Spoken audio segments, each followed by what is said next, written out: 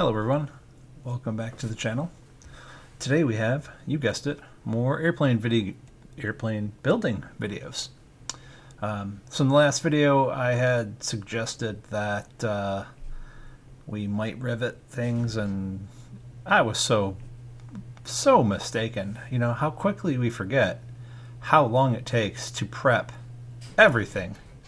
And I do mean everything. When you rivet such a big piece onto a lot of other pieces. Starting with the countersinking of the piano hinge for the cowl. Beyond that, it's well, the skin's got to be smooth, right? So we've got to dimple all that. We'll get to that later. We've got to dimple the front of the spacer here. We've got a match drill, or rather final drill, all of these holes on the upper drag fitting from number 40 up to number 30. So now that that's all assembled, we have to match drill all of that, final drill all of that up to final size.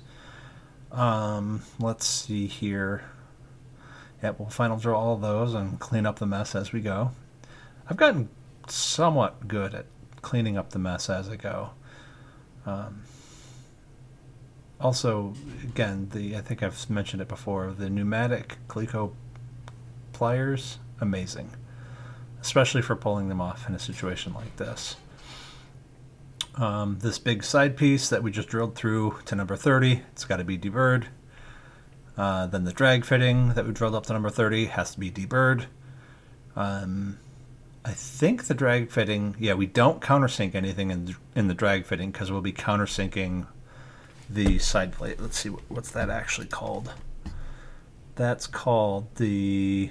Well, I can't find it in here. Not immediately anyway. There's too many prep pages.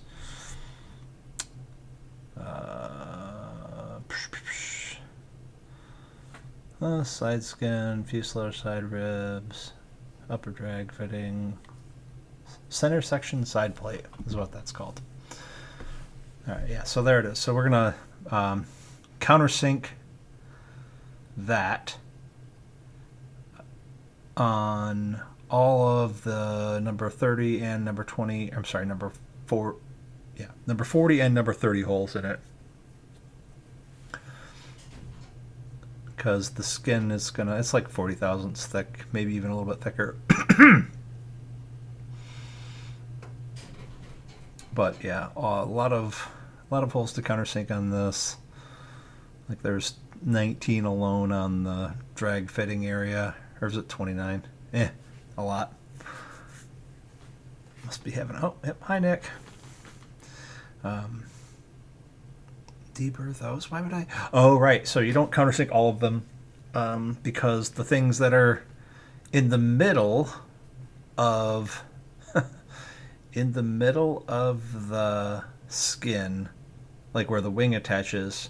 Basically, if the items are obscured, if the rivets are obscured by where the wing attaches, they don't get countersunk. They just get a dome head rivet.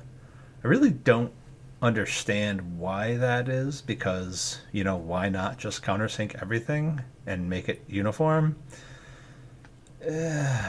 Whatever. What I was just doing there is also adding a radius to the top edge of this skin. So the radius there is basically because humans will be getting in and out of the airplane over the center section there. And we're going to make sure it's a nice, smooth, deburred, radiused piece there, so that way nobody hurts themselves or nobody gets caught on the skin when they're getting in and out of the plane. Additionally, I did pre-drill some of the holes. On the lower longeron, there's a tab that sort of folds under itself, and there's pretty much no way you're going to get a bucking bar in there. So I just went ahead and looked at all that and said, you know what? We're using Cherry Max rivets on, 8 rivets on either side no matter what. I just said, screw it. I'm not even going to try dealing with solid rivets in those places. Just didn't even want to take the chance because I knew it was going to mess up. And even in a few of them that were a little bit tight, it still messed up. So happily we used Cherry Max in most of that space. All right, so that's it for this one. We'll be dimpling on our way out, and I think in the next one we'll be doing some more parts prep before this side skin goes on. So thanks for stopping by.